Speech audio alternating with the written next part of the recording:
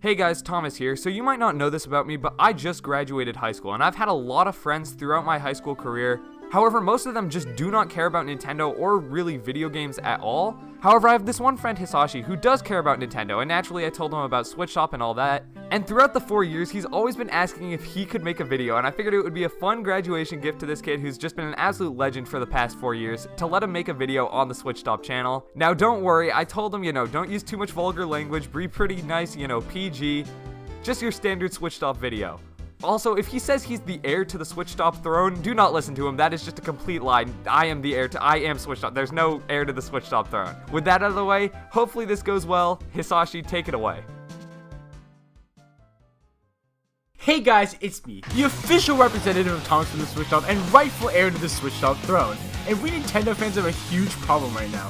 The Nintendo Switch just doesn't have any f***ing games! No, okay. This just in, I've received word from my boss that I probably shouldn't be introducing my videos like that.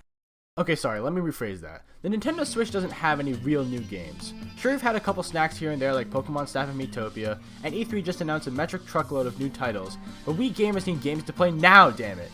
So I've scoured far and wide across the eShop and maybe some of the dark depths to find you the hidden gems of the eShop that you can play without the grueling search. So here they are, the 10 best Nintendo Switch games that you've never heard of. If you've been following any game news for the past year, you've probably heard of Hades by Supergiant Games, as it got nominated for Game of the Year. That's not the game I'm here to tell you about today. Transistor is a story-based action role-playing game which is also made by Supergiant Games, and if you've played Hades, you will see no drop in quality. It tells the revenge story of a famous singer who loses her voice after an underground company silences her. The engaging story is coupled with combat, which is as exhilarating as it is strategic.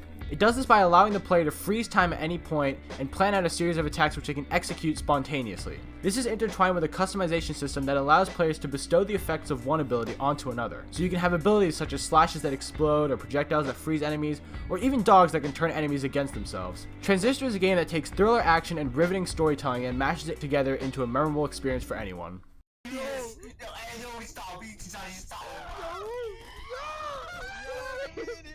This indecipherable mess you see before you is called Stick Fight the Game, and it's some of the most fun I've had with my friends in a very long time.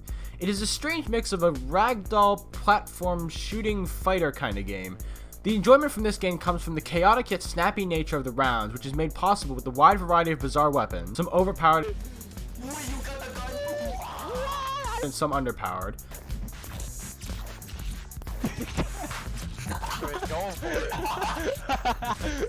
No, wait! Combined with the hectic hazards that litter each stage.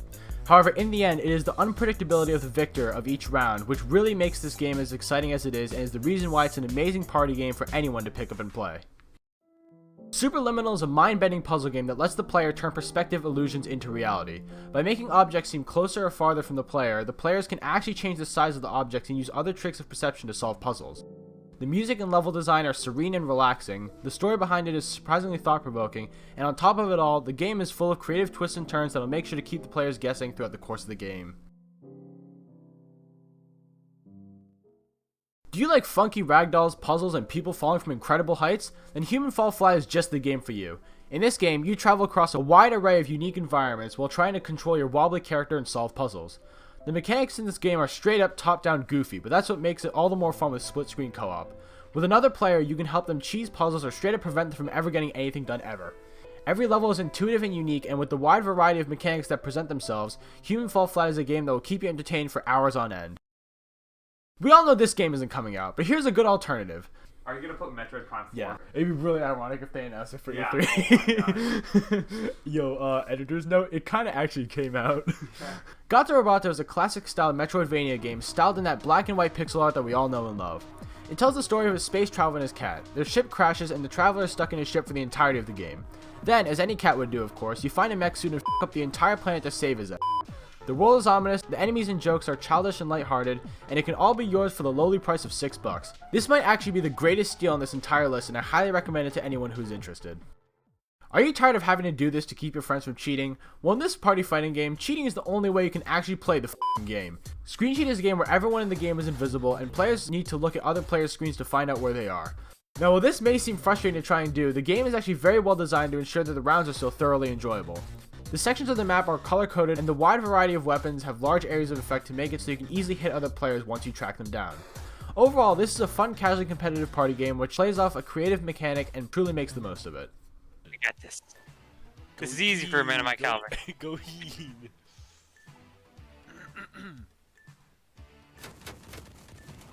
God damn. Bitch.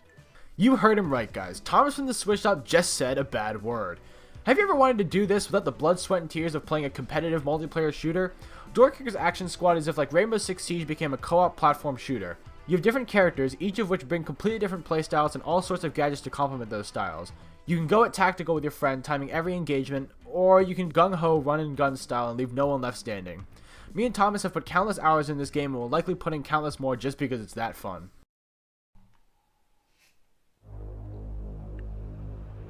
Proper story is supposed to start at the beginning. Ain't so simple with this one. Now here's a kid whose whole world got all twisted, leaving him stranded on a rock in the sky. He gets up. And thus is the intro to Supergiant Games' action role-player game called Bastion. Is my bias showing yet? Bastion's combat is very good. You get a plethora of unique weapons, each with different skill trees that you can travel down. The shield's parry mechanic and the Dark Souls style roll are just nice. But the greatest selling point of this game has to be the story. As the intro stated, you play as a kid living in a post-apocalyptic world, trying to piece your world back together literally. Along the way, you meet lots of characters, each of whom will stay in your heart till the very end of the game. Bastion is a perfect example of a game whose story and action complement each other perfectly and make for an unforgettable game that anyone can play. Unravel II is a two-player co-op puzzle game set in a gorgeous, larger-than-life setting. For some reason, the first Unravel game is on the Switch, which is a shame because that game is stellar as well, but I digress. You and your partner will use your yarny selves to solve all sorts of puzzles, from grappling between branches to making bridges and slingshots. This game has very creative level design that will stick to its relatively basic core gameplay mechanics and still keep you guessing. On top of that, the co-op element adds yet another tool that players can use to take advantage of the space they are provided with. All in all, Unravel 2 is a relaxing game with beautiful scenery and intuitive puzzles that will keep you and your friends entertained for the entirety of its playtime. This may just be the greatest game of all time. Katana Zero is the perfect example of what happens when an indie studio has innovative gameplay design ideas and a great story to go along and executes it to perfection. You play as a war veteran who has lost all memory in a futuristic world, trying to piece together your life and your identity as you are faced with a harsh, overbearing reality. And this story simply could not have been delivered in a better way. The color palette is beautiful, the soundtrack slams, the storytelling is engaging and ominous, and most importantly of all, the gameplay itself is smooth as silk and gets your heart pumping like nothing else. There just straight up isn't a single negative thing I can possibly think about this game, and I can't stress enough just how much I recommend this game to you all. And that just about does it. The 10 best Nintendo Switch games you've never heard of. I hope you all enjoyed the video, and make sure to tell me in the comments what your favorite niche Nintendo game is that no one's ever heard of. But for now, I'm the official representative of Thomas from the Switch Shop and rightful heir to the Switch Shop throne, signing off, peace.